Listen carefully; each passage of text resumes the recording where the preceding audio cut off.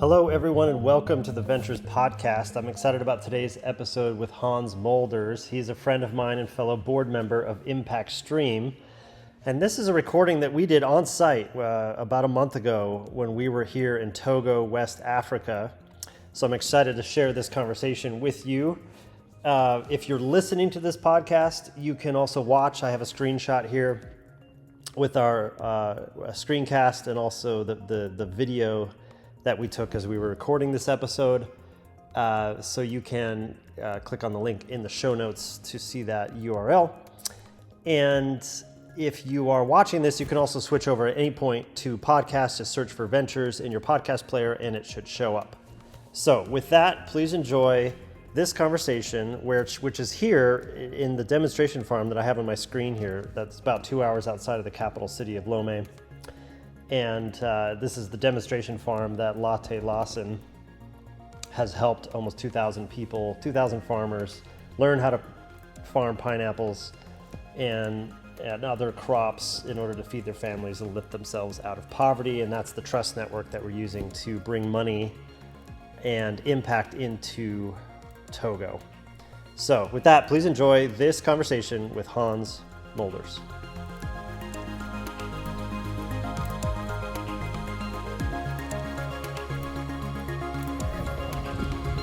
Okay, we just finished onboarding a lot of people into this application and they're super excited. The energy was really high. We helped overcome a lot of different technical barriers to get people onto this application and excited to submit proposals. Who are you? and why are you here? Well, it's a long story and a short story, but Will and I met 2 years ago for the first time in a conference called the Flywheel Conference in Wenatchee, and we didn't know each other at all. And every time he had a comment or a question, I'm like, that's a guy I want to talk to. He's wicked smart. And so the year after that, he was part of it again. And I go, I never reached out to him. I need to get a beer with this guy. So I called him up somewhere mid-May, I think. I said, hey, you ready for that beer? And he said, yeah, let's go grab a beer. So we sit down, we have a beer. And we were talking about our histories and where we are in life and how fortunate we have been, and we were talking about charitable giving and how hard it is to pick the right projects. And Will says, "Oh man, I got to tell you about this thing that's happening in Togo. I ran into these people, and man, they're for real." And I'm like, "Oh, tell me more," because I grew up in Ethiopia, so I have a little piece of my heart was always left in Africa. And so he told me about this idea that we're letting the Togolese people decide what they need, and then the community gets to vote on which projects they want to actually have funded, and then we try to raise the funding for it. And I said to Will, well, I want to be a part of that. And he said, well, I'm actually going to Togo in July. I'm like, can I come? And he goes, yeah, you can come. Like, it's just weird, don't freak. My kind of people. He's like, I'm in.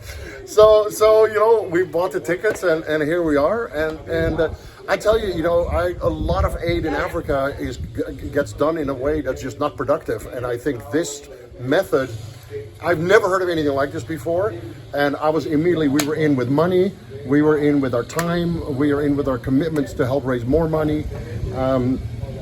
So what do you hope to see out of this? Like, what are the types of projects, the types of things that you are envisioning would be helpful here? Yeah, so Africa is an enormously rich continent, and there are many people that don't realize how rich this continent is. And historically, what happens is that all the raw products get exported out of Africa, and then the value add gets added in the Western world.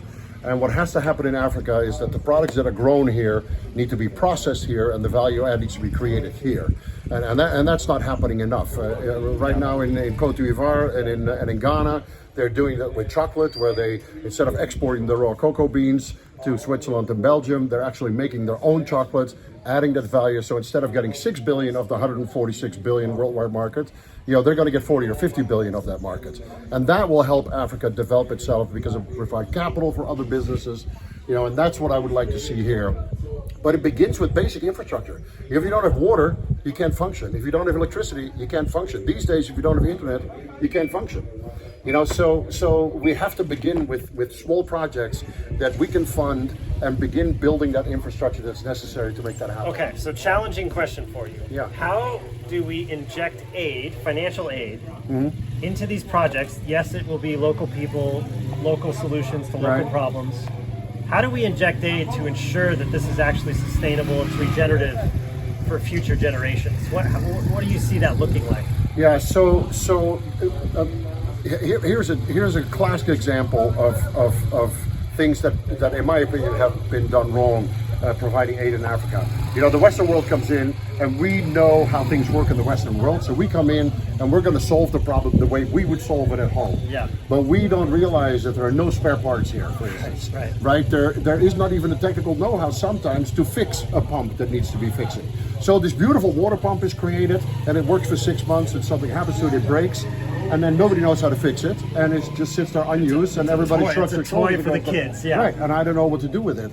So to overcome that, I firmly believe, and that's why I was so excited about this project, is that when you leave the control in the hands of the locals, right, they're the ones that know. They know exactly what the limitations are. They know exactly what needs have to be met, and to me, that's super exciting. Yeah, and the key thing that Impact Stream is going to be doing is managing the funds and showing proof of impact, because the flow of money is such a critical part. That's why under the hood, we don't talk about this generally very much. That's why under the hood, we're actually using blockchain technology to have a public distributed ledger so that we can move money from point A to point B, ensure that that money has actually moved from point A to point B and hasn't been corrupted somewhere in the middle. And then Impact Stream, in collaboration with International Literacy and Development and other NGOs, can make sure that proof of impact is actually happening. We can use our trust networks through the people that we know, through the people that we've had relationships with for decades, to ensure that the impact that we are looking for sustainability, for regenerative type projects for future generations are actually happening. So, Hans, thank you. Hey, thanks for inviting me. I appreciate it.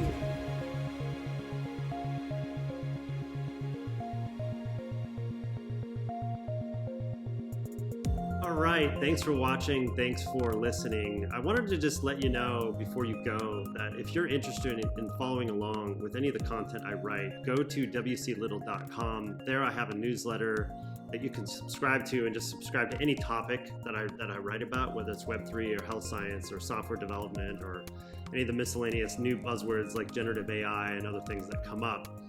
And you can also publish. That new platform is called Satchel. We're letting in more folks into the beta. Think kind of like a Substack, Medium, Mirror, WordPress, but it has some new features that are coming that I think you're going to be really interested in. Also, if you're building a startup, I have a portfolio company called Startup Rocket. StartupRocket.com gives you coaching frameworks and different guides so that you have an understanding about how to build a startup in a scalable way, and you can bring in your team and your mentors and advisors and potential investors. So we've built that platform and use it internally at my venture capital group, Proto Ventures, and I would highly recommend it for you. All right, thanks for watching. Thanks for listening. Have a great rest of your week.